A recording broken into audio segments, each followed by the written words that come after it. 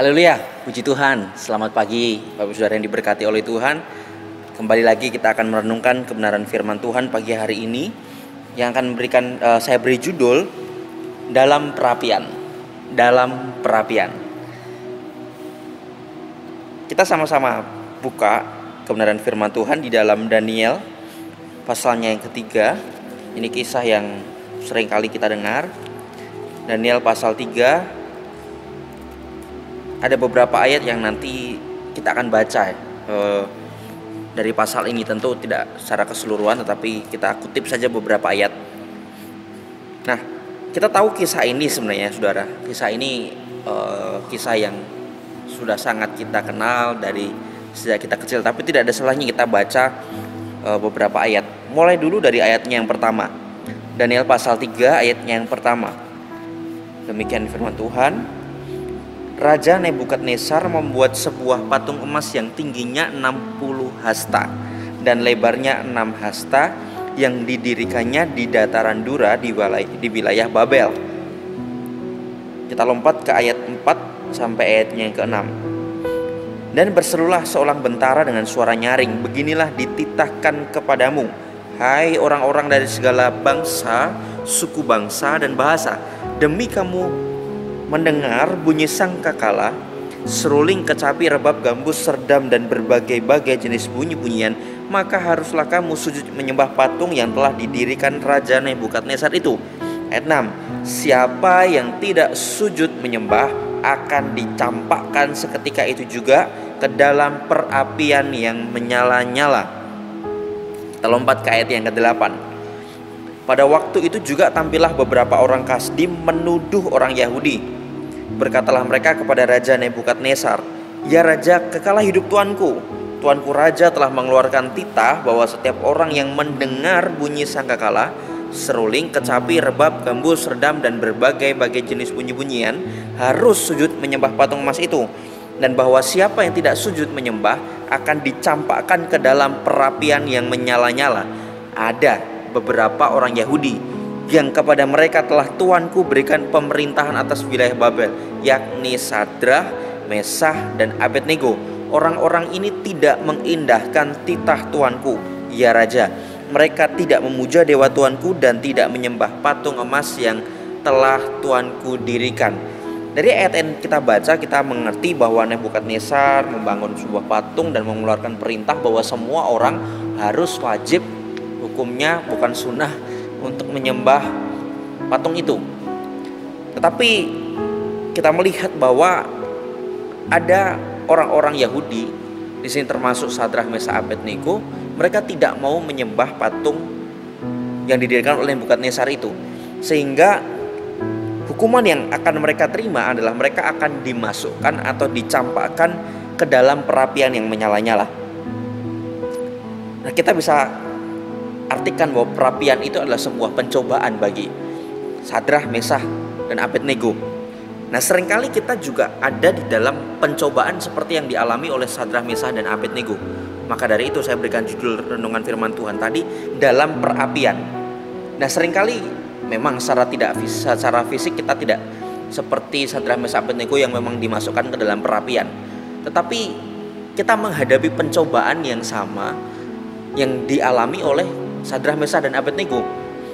Maka ketika Sadrah, Mesah, dan Abednego dalam perapian, kita akan nanti melihat bagaimana sikap mereka, bagaimana hati mereka, dan bagaimana apa yang akan Tuhan kerjakan dalam kehidupan mereka. Nah, kita coba refleksikan dalam kehidupan kita sehari-hari. Dalam percobaan yang kita alami, dalam perapian-perapian kekinian yang mungkin sementara kita hadapi, apa yang akan Tuhan kerjakan dalam kehidupan kita. Tapi kita lompat dulu ke ayat 19, saudara. Maka meluaplah kegeraman Nebukadnezar, air mukanya berubah terhadap Sadrah, Mesah, dan Abednego. Lalu diperintahkannya supaya perapian itu dibuat 7 kali lebih panas dari yang biasa. Bukan hanya diperhadapkan kepada sekedar perapian selesai, enggak. Tapi kemudian mereka diperhadapkan kepada perapian itu dipanaskan 7 kali lipat. Nah, mungkin seringkali kita juga mengalami hal yang demikian. Pencobaan yang kita alami itu justru 7 kali lebih hebat, lebih berat. Pencobaan yang kita alami berkali-kali lipat, malah nggak kunjung selesai, malah bertambah-tambah berkali lipat. Itu yang kita alami. Apa lagi yang dialami oleh Sadrak Mesak Abednego? Ayat 22. Karena titah raja itu keras, dipanaskanlah perapian itu dengan luar biasa, sehingga nyala api itu membakar mati orang-orang yang mengangkat Sadrak Mesak dan Abednego itu ke atas. Nah, bayangkan posisi Sadrak Mesak Abednego, saudara. Mereka sedang ada di depan perapian, mau dimasukkan ke perapian. Lalu kemudian ada orang-orang yang membawa mereka. Mereka sedang memanaskan api itu. Mereka mati karena saking panasnya api itu. Artinya Sadrak Mesak Abednego sudah melihat orang lain itu mengalami perapian itu, dan efeknya adalah kematian. Nah, seringkali kita juga mungkin mengalami seperti Sadrak Mesak Abednego. Ketika kita diperhadapkan dengan masalah, kita melihat orang lebih dulu mengalami masalah yang sama, dan mereka mengalami keterpurukan, mereka justru mengalami hal yang lebih parah, hal yang lebih buruk. Seringkali membuat kita takut, dan tanpa sadar atau bahkan seringkali dengan sadar juga kita malah tinggalkan Tuhan, kita jual iman kita demi kita melewati setiap pencobaan-pencobaan yang sedang diperhadapkan kepada kita. Tapi Sadrak Mesak Abednego beda, saudara. Mereka tetap beriman meski dalam pencobaan.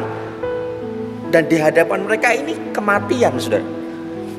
Nebukadnezar sekali lagi memperingatkan, kalau kamu mau nyembah, betul dah, tidak tak masukkan ke perapian. Tapi kalau kamu mau menyembah, kalau kamu tidak mau menyembah, kamu akan masuk dalam perapian. Nebukadnezar sampai menawarkan sekali lagi.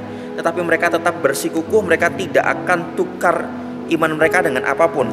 Itu dibuktikan dengan ayat 17 sampai 18. Jika Allah kami yang kami puja sanggup melepaskan kami, maka ia akan melepaskan kami dari perapian yang menyala-nyala itu dan dari dalam tanganmu ya Raja. Tetapi seandainya tidak, ini komitmen yang luar biasa, iman yang luar biasa.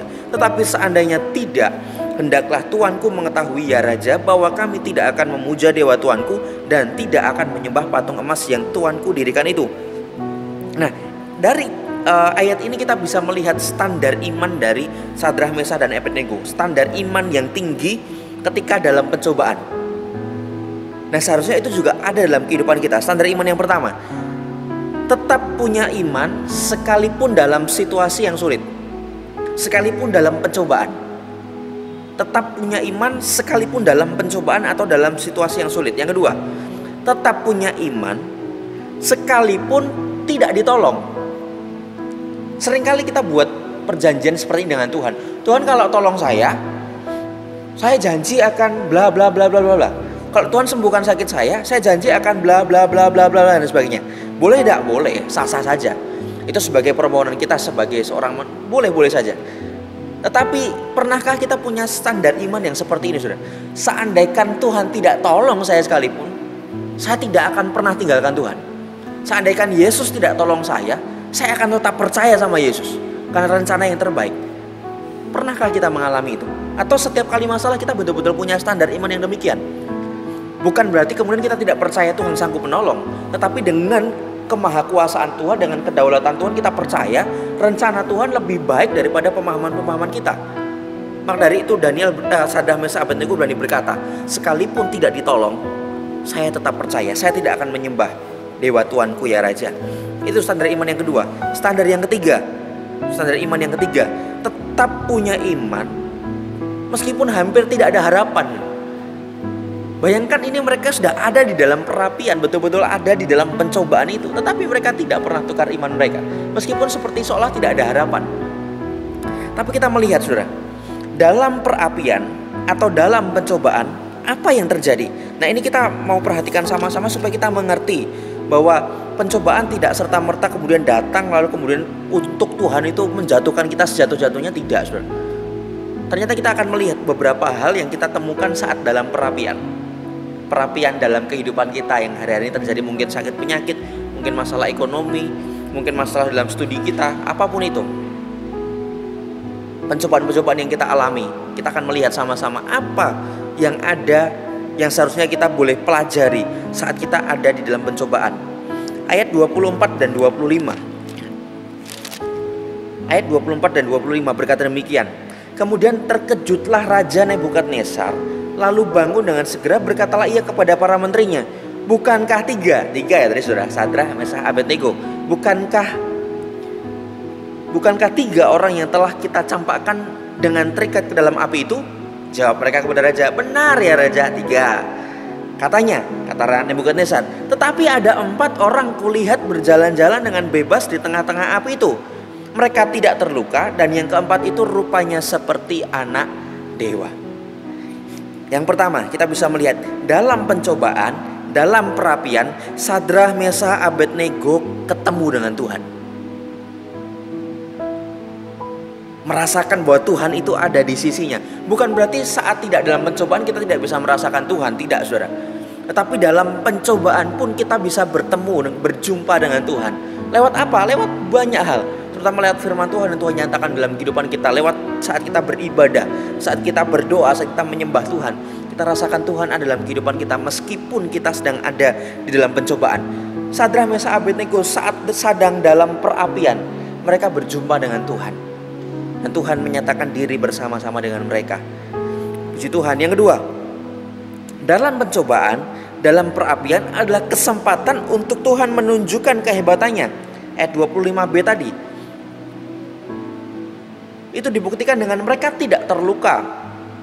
Mereka bisa berjalan-jalan dengan bebas malahan di tengah-tengah api itu. Bayangkan, api yang dipanaskan 7 kali lipat sampai tidak membakar kulit mereka sedikit pun. Kita kena lilin, kena korek api sedikit aja terasa panas loh.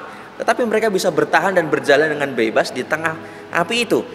Ini membuktikan bahwa dalam pencobaan itu adalah kesempatan untuk Tuhan menunjukkan kehebatannya. Jadi jangan buru-buru kita berusaha keluar untuk dari pencobaan itu.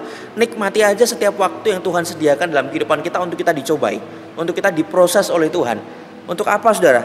Supaya Tuhan betul-betul menyatakan dan menunjukkan kehebatannya. Bukan hanya bagi kita, tetapi bagi orang-orang di luar sana. Nebukadnezar bukan orang yang percaya kepada Tuhan, tetapi melalui peristiwa ini kita melihat bahwa Tuhan menyatakan kehebatannya dalam kehidupan Sadrah, Mesah, Abednego dan juga orang-orang yang belum percaya kepada Tuhan. Yang ketiga, nama Tuhan dipermuliakan ketika kita ada di dalam pencobaan. Ayat 26. Lalu Nebukadnezar mendekati pintu perapian yang bernyala-nyala itu, berkatalah ia, Sadrah, Mesah dan Abednego, hamba-hamba Allah yang maha tinggi, keluarlah dan datanglah kemari. Perhatikan kalimat tadi, hamba-hamba Allah yang maha tinggi.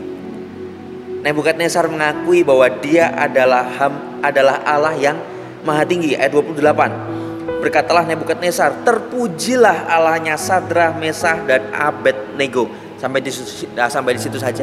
Kita melihat bahwa dalam pencobaan nama Tuhan dipermuliakan. Nama Tuhan dipermuliakan. Bagian yang terakhir, ayatnya yang ke-30. Lalu raja memberikan kedudukan tinggi kepada Sadrah, Mesah dan Abednego di wilayah Babel.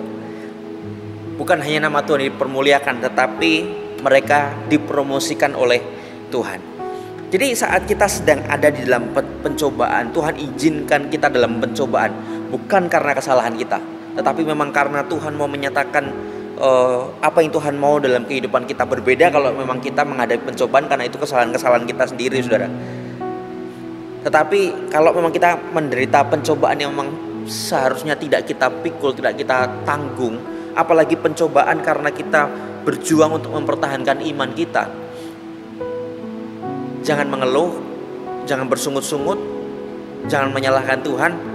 Ingat bahwa dalam perapian, dalam pencobaan, ada beberapa hal yang bisa kita perhatikan. Seperti yang saya katakan tadi, bahwa dalam pencobaan, dalam perapian, mereka bertemu, berjumpa dengan Tuhan, merasakan pertolongan Tuhan. Dalam perapian, dalam pencobaan itu kesempatan untuk Tuhan menunjukkan kuasanya. Dalam pencobaan kita, ada yang kita hadapi dalam perapian kita, nama Tuhan dipermuliakan.